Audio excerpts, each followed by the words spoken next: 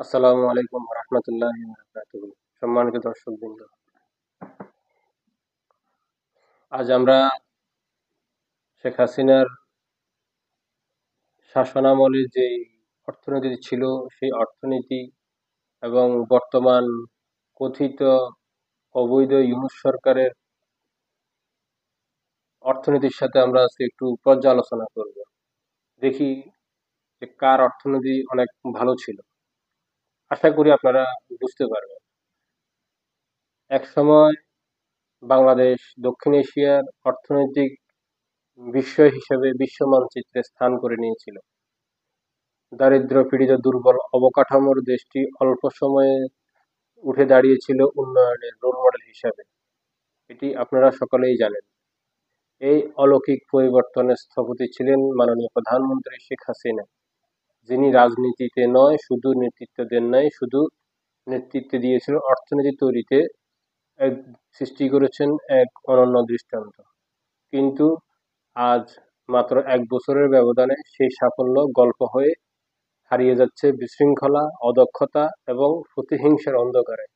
যেন নেতৃত্বে আছেন কথিত অবৈধ ইউনূস সরকার। শেখ হাসিনার উন্নয়নের স্বর্ণযুগ ২০০৯ থেকে ২০২৩ সালের এই ১৪ বছর ছিল বাংলাদেশের অর্থনৈতিক রূপান্তরের যুগ। ডিজিটাল বাংলাদেশ থেকে স্মার্ট বাংলাদেশ। শেখ হাসিনার প্রতিটি পদক্ষেপ ছিল পরিকল্পিত, বাস্তবমুখী ও দীর্ঘমেয়াদী। প্রবৃদ্ধি গড়ে ৬ থেকে ৭% স্থিতিশীল ছিল। দারিদ্র্যের হার ৪০ থেকে নেমে এসেছে ১৮%। মাথাপিছু আয় দাঁড়িয়েছে প্রায় $২,৮০০। বাংলাদেশ এখন সম্ভাবনার প্রতীক। এই উক্তিটি ছিল বিশ্বব্যাংক ও জাতিসংঘের নীতি নির্ধারকদের মুখে মুখে। বাংলাদেশে পদ্মা সেতু, metro rail, Karnaphuli tunnel, Rooppur পারমাণবিক বিদ্যুৎ কেন্দ্র, বঙ্গবন্ধু স্যাটেলাইট সবই ছিল একটি আত্মবিশ্বাসী রাষ্ট্রীয় প্রতীক। নারীর ক্ষমতায়ন, গ্রামীণ উদ্যোক্তা সৃষ্টি, ক্ষুদ্র ব্যবসা ও রেমিটেন্স নির্ভর অর্থনীতি সব মিলিয়ে বাংলাদেশ তখন ছিল উন্নয়ন ও সুশাসনের সোনালী যুগ। ইউনূস সরকারের ১ বছর অদক্ষতা, অস্থিরতা ও আস্থাহীনতা। ২৪ সালের রাজনৈতিক উত্থান-পতনের সুযোগে ক্ষমতা আসে কথিত অবৈধ ইউনূস সরকার। প্রথমে অনেকেই ভেবেছিলেন হয়তো নতুন এক অর্থনীতিতে দর্শন দেখা যাবে।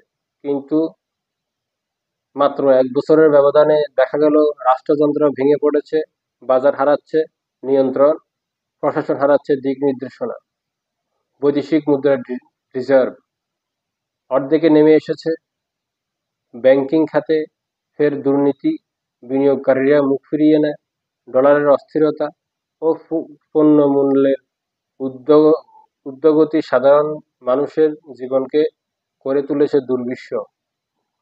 চাল, ডাল, তেল সবকিছুর দাম ছোঁয় আকাশ, অথচ কৃষক লোকসানে। যেখানে শেখ হাসিনার উন্নয়নের পরিকল্পনা ছিল জনগণ কেন্দ্রিক, সেইখানে ইউনূসের শাসন প্রতিশোধ নির্ভর। বিশ্লেষকদের মন্তব্যে এই প্রতিধ্বনি হচ্ছে। উৎপাদন খাতে স্থবির, গার্মেন্টস অর্ডার কমেছে, নির্মাণ খাত প্রকল্প বন্ধ, বিদ্যুৎ ও গ্যাস খাতে সংকট ক্রমেই বাড়ছে। এখন সরকার রাজস্ব আদায়েও দেখা দিয়েছে বড় ঘাটতি, যা রাষ্ট্রীয় অর্থনীতিতে একটি বড় দুর্বল করে দিয়েছে। আন্তর্জাতিকভাবেও এই ইউনূস সরকার আস্থা সংকট তৈরি করেছে। শেখ হাসিনার সময় বাংলাদেশ ছিল বিশ্বব্যাংক, আইএমএফ, জাইকা ও এডিবির নির্ভরযোগ্য অংশীদার। কিন্তু এখন সেই আস্থা ভেঙে পড়েছে। বিভিন্ন সংস্থা একের পর এক প্রকল্প স্থগিত করেছে, ঋণ স্থগিত করেছে, কিস্তি আটকে দিচ্ছে, অথচ নীতিগত স্থিতিশীলতা নেই। আবার এই সরকারের কোনো ধরনের চিন্তাও নাই যে এগুলা কিভাবে সমাধান করবে সাধারণ মানুষের জন্য। রেমিটেন্স কমেছে প্রায় ২০%। প্রবাসী আয় ভর থেকে থাকা অর্থনীতি এখন নোটবলের নতুন অভিবাসন কমে গেছে। দেশের আভ্যন্তরীণ ব্যবসায়ী আস্থা সূচকে নেমে এসেছে সর্বনিম্ন পর্যায়ে। উন্নয়নের বনাম প্রতিশোধ।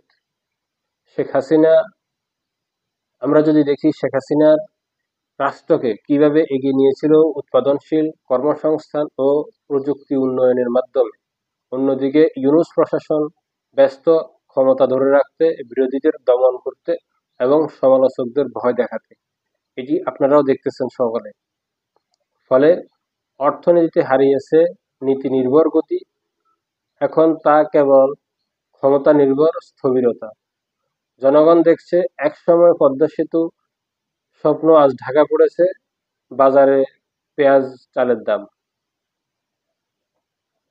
যে দেশে আত্মনির্ভরশীলতার পথে ছিল, আজ সেই দেশ আমদানি নির্ভর হয়ে কৌশলগত ব্যর্থতায়।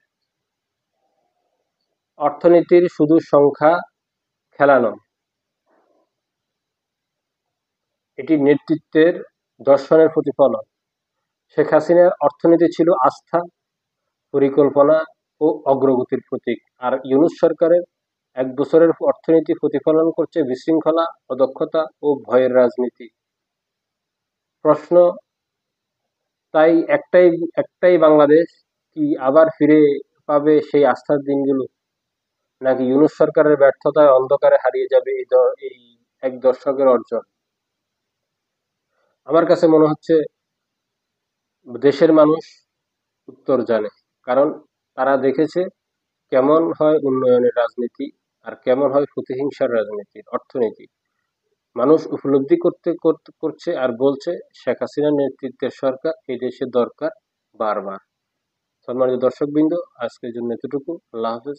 সকালে লাইক, সাবস্ক্রাইব করতে ভুলবেন না। আসসালামু আলাইকুম।